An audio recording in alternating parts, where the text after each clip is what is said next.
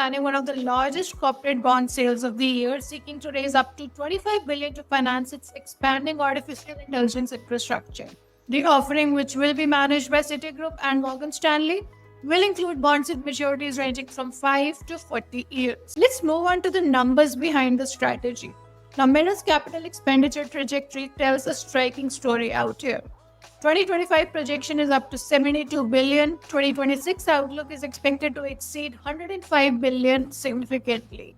When we are talking in terms of the long-term vision, there is a 600 billion plan for US data centers and AI infrastructure through 2028, according to Zuckerberg's recent statements. This 25 billion in bond sale adds to the 27 billion in private debt that Meta has already secured from its credit providers, including PIMCO and Apollo, in the recent months. However, this is not just about Meta. This is an industry-wide phenomenon at this point of time. This wave of spending reflects what the industry leaders are characterizing as the AI arms race, with companies competing to build computational capacity necessary for advanced AI development and what Zuckerberg refers to the path to artificial superintelligence. So when we're talking about this financing strategy, the decision to tap debt markets rather than relying solely on cash reserves or equity is notable.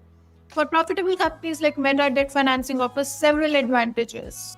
It preserves cash for operational flexibility, it takes advantage of the current interest rate environment, it maintains existing shareholder dilution levels, and it signals long-term commitment to infrastructure build-out. So what does this all mean?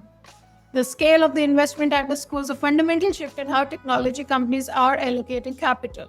The infrastructure requirements for advanced AI, that is the data centers, specialized chips, power systems, and networking, demand spending levels that dwarf previous technology build-outs. Now, whether this represents sustained investment in the next computing platform or an overbuilding cycle remains an open question. The market reaction suggests investors are still evaluating the risk-reward profile of such massive capital allocations. And as the big tech continues to compete for AI leadership, the financial markets will play an increasingly important role in funding what may become the largest infrastructure investment cycle in the technology sector's history. That's all that we wanted to share with you in this video.